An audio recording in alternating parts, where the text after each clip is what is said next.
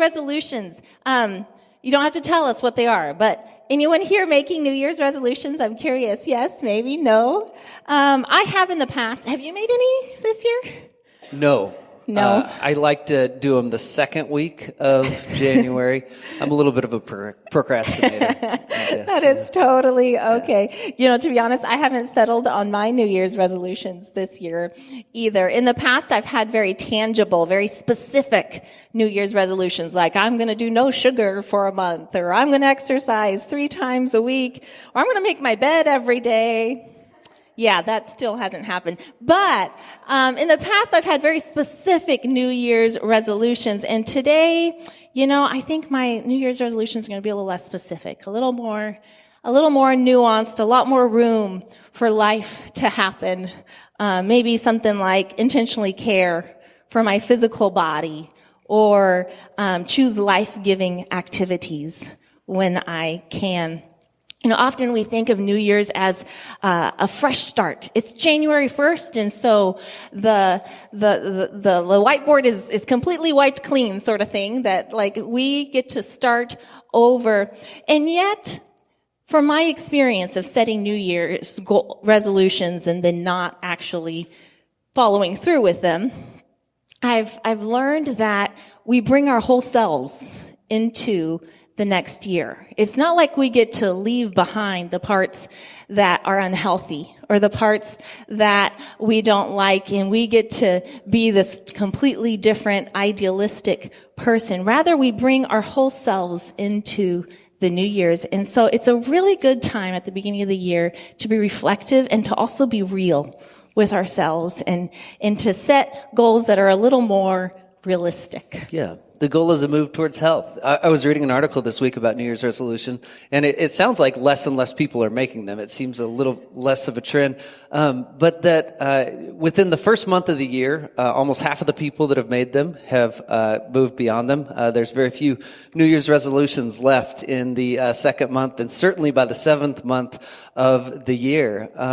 So one of the things we want to talk about today is we talk about leading into a new year and moving towards health, both in our relationships with people and with God, is to be realistic about what our expectations might be of ourselves.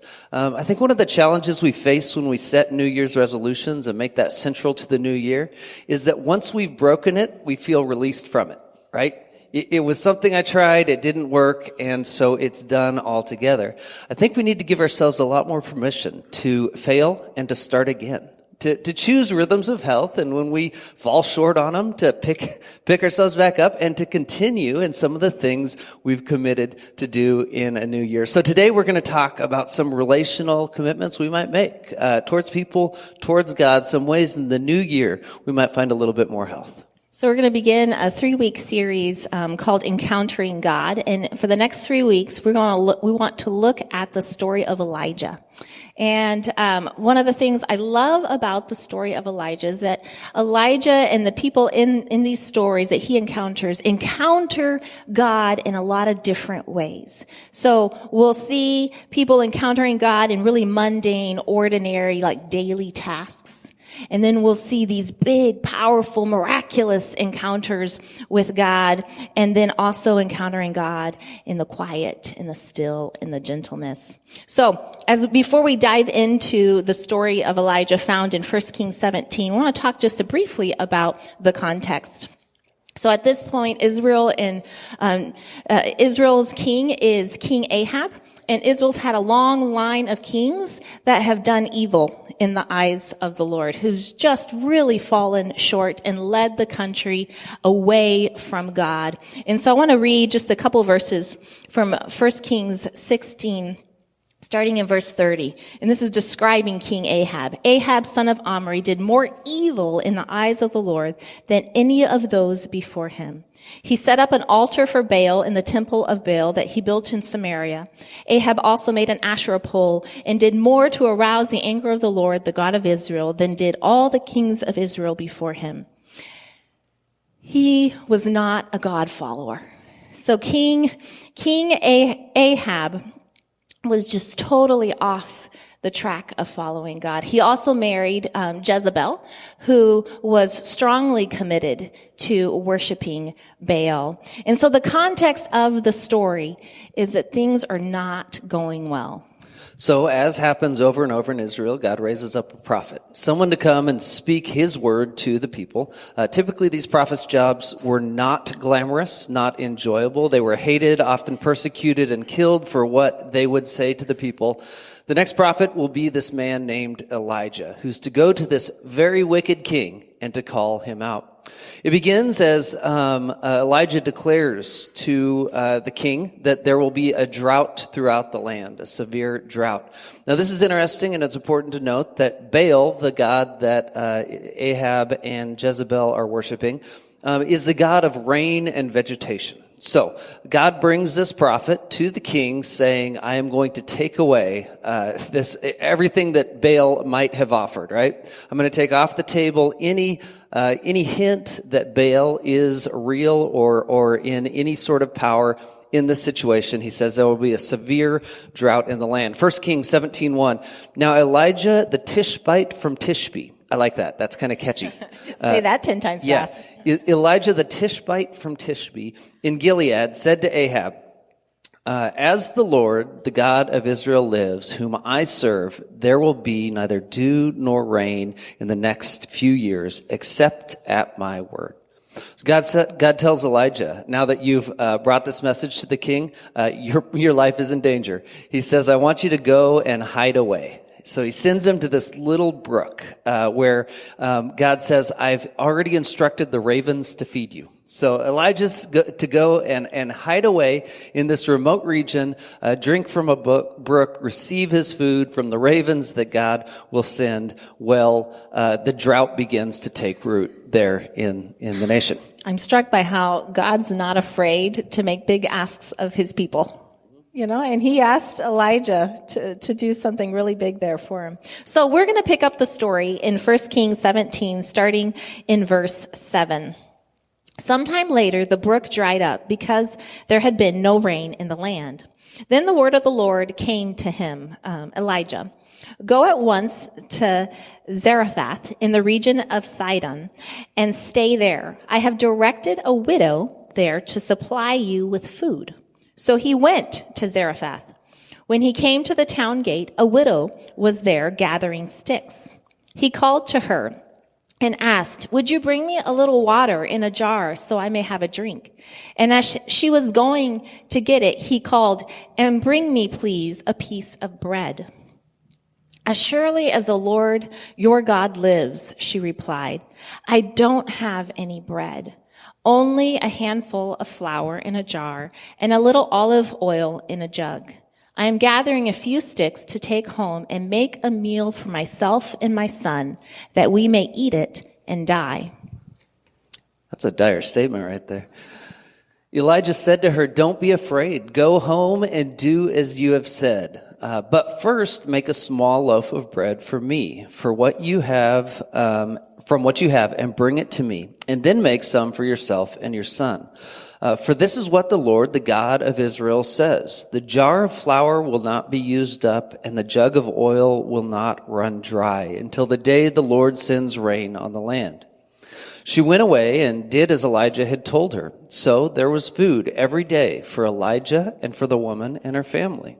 For the jar of flour was not used up, and the jug of oil did not run dry, in keeping with the word of the Lord spoken by Elijah. So the big picture here is that Israel, who had made a covenant with God, saying, we will be your people, you will be our God, we will follow you, we will follow your decrees and your laws. Israel has broken away from this covenant.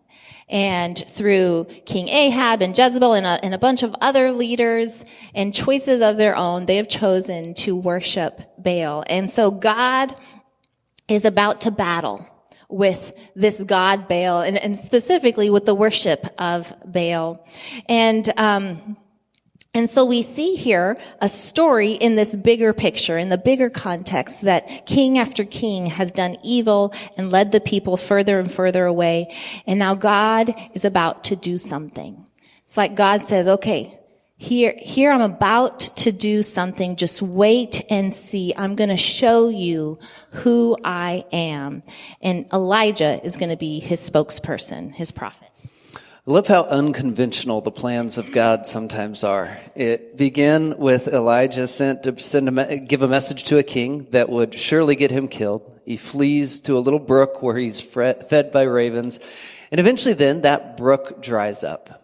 Have you ever been at that point in life, following God's guidance in life, and yet the brook dries up? There's nothing left. I feel unsustained. My life is at risk, or emotionally, I have just dried up entirely. I remember a season in our lives where I'd been a youth pastor for some 12 years at that point, and we clearly sensed that God was calling us towards something new. And we had to wait for some time on exactly what God was calling us towards. You're right. For years, we were looking for that. And there was this short season of a year and a half or so where I was offered a position directing the Martin Luther King Center out here in East Pasco, which is this beautiful little cooperation between the city of Pasco and the YMCA in a neighborhood, this little gym that's run for the neighborhoods that have been through all sorts of trauma over the past decades.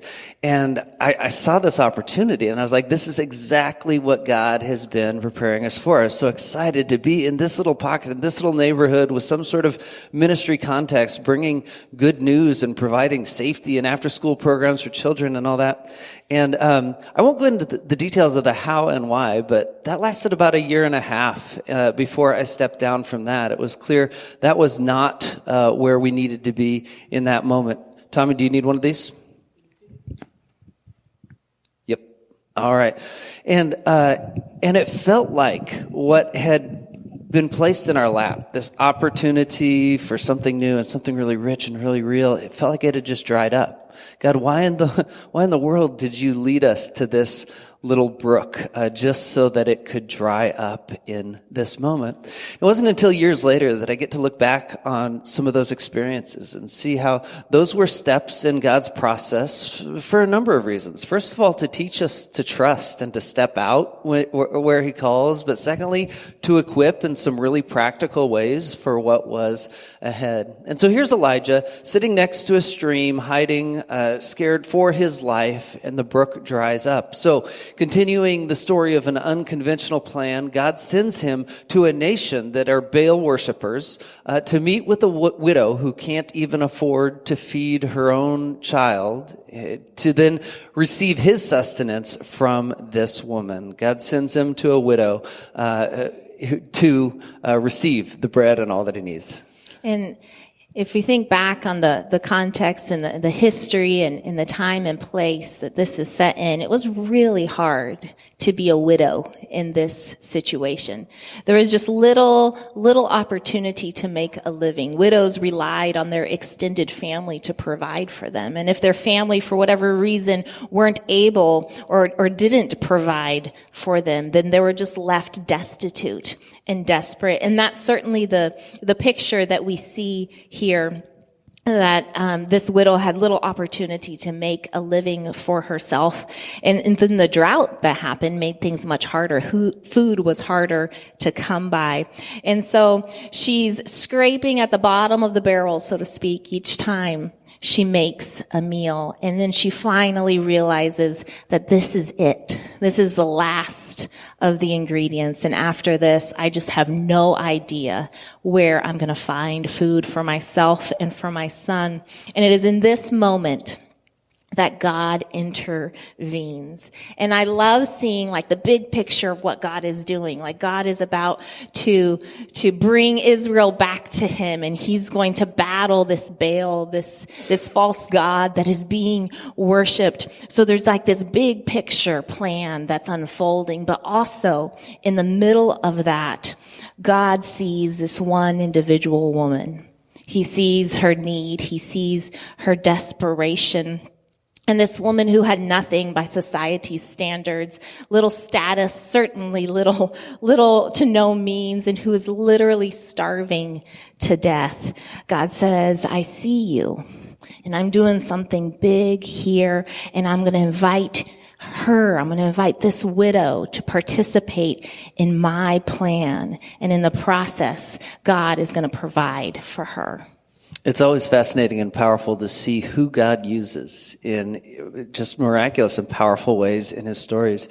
In this case, it mentioned back in verse 8 that God had already directed this widow that Elijah was coming. And we don't get any more detail on how God met with her and what her response might have been. But apparently she had been prepared. Did you have something to say about it? Yeah, just that in verse 12 there, she says to Elijah, as surely as the Lord your God lives. That's what I was going to say. She references your God. God had in some way met with her that she knew a little bit of what was coming. She was prepared in some respect. Elijah comes and asks her for bread. And what's fascinating to me about this interaction is they're both in a place of trusting in God. Like their only hope in this moment is to trust in what God has for them, what God's plan is for them. This woman would otherwise starve, have nothing to feed her family. She has to trust in God not only to feed her family, but now this other man who, in normal cultural circumstances, someone should have been taking care of her. And yet here she is expected to care for a man from another nation. And there's Elijah trusting in God, going where God leads him and going to there. And I think it's fascinating to notice the order of the way this flour and bread would work. Elijah says, no, I want you to feed me first, and then go back and just trust that there will be enough flour in that jar to feed you and your family. Wouldn't it have been so much simpler to say, just make us all some bread, or to say, go and feed your family and what's left bring to me? And yet it goes the other way. It's like this ultimate ask of trust. I want you to go ahead and do what the Lord has said. Make this bread for me and trust that when you go back, you will have more. I love this idea of a jar that never runs out. In this new year, as we know, challenges will come and they'll be emotional and they'll be physical and spiritual. We'll have troubles at work. This idea that if we will faithfully step into what God has asked us to do, there is an invitation to go back and find more, that we will be refilled. As we continue to read in the story, we realize that Elijah stays with this woman for 3 years. 3 years. This widow chooses daily to follow God's instructions. Daily, she chooses to host Elijah. Daily, she chooses to make the bread with a little bit of flour and a little bit of oil that's left in her pantry. And I love this image of this woman making bread over the fire each day. Because it's such a simple, ordinary task. It's not flashy. It's nothing extravagant. Bread was just one of the staples. And so everyone made bread. And so every day, this woman chose to make that little bit of bread. And it was an ordinary task that was a huge act of faith and an act of obedience. In choosing to host Elijah and to feed him, this widow would experience God's daily provision. It's quite literally an example of Jesus' prayer, give us today our daily bread. Absolutely. So we want to ask today, as we enter into this new year, as we consider what it will look like, what are small, simple, daily acts of faith and obedience that might bring more opportunity in our lives, that might allow us to go deeper in the lives and relationships of people, that might invite us to go deeper in our relationship with God? What are the simple acts of faith and obedience that we might live into in the year to come? As it relates to each other, a couple things have been impressed upon me this week as I've been thinking about it. One being just words of encouragement. What if each day I chose to be really specific and intentional about offering words of encouragement to someone in my life, right? And it might start in our household. It might extend to coworkers or something like that. But each day I will be intentional about locking eyes with a person, or maybe it's writing a handwritten card or something like that. But I will be very intentional about speaking words of encouragement into the lives of people around me. What if we chose the small act of just loving intentionally our family? Going that extra mile, doing that extra chore, giving that extra hug, whatever it looks like in our lives. What if we allowed these daily small acts of obedience to really enrich our relationships and our lives? It would make a huge difference in our relationships with people as we commit to doing those small things that mean a whole lot over a long period of time. In our relationship with God, it's similar. Often we want this big miracle, and I believe in a God who does big miracles, and yes, God does that. And also, we get to encounter God and engage God in the small, ordinary ways.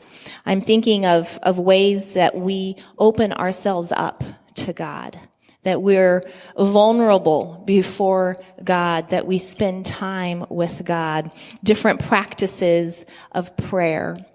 And my definition of prayer is very, very, very wide. It's not maybe what you would traditionally define as prayer, but maybe it looks like a silent, stillness before God. Maybe it looks like taking a walk and having a conversation with God. Maybe it's confessing sin and then holding our hands out and receiving his love and his grace for us and sitting in that grace and love. Maybe it looks like crying out to God and lamenting the pain and suffering that we're experiencing or seeing around us. Or maybe it's singing and dancing in celebration before God, knowing that he sings and dances over us. I wonder what habits, what rhythms will we cultivate this year to draw us closer to God? What habits, what rhythms will we choose intentionally to foster ourselves opening up before God? Absolutely. On the subject of prayer practices, some of us, prayer can be intimidating. It can be vague, not know exactly where to go or how to begin. There's two apps that Sarah and I both have on our phones that are really helpful in leading us in prayer if you choose to do some sort of time of meditation. The two are Lectio 365, and Pray As You Go. And both of those are fairly similar. They'll bring us through the liturgical calendar. They'll invite us into moments of reflection and silence and lead us in prayer. If you're interested in something like that, feel free to grab us and we can give you some other resources and ideas on what that might look like. Daily small acts of faith and obedience that lead us into the presence of God, that invite us to know more of him. Similarly, in our lives, we're invited to care for the needs of others. We see this widow from another nation caring for Elijah, who's going to do revolutionary things in the nation of Israel, but only because of the hospitality, the grace, the small acts of faith and obedience of a woman from another nation. So the invitation today, as we enter a new year, is to consider, what are rhythms in my life? What are acts of faith and obedience that I can work into daily rhythms that might draw me into deeper relationship with people and with God?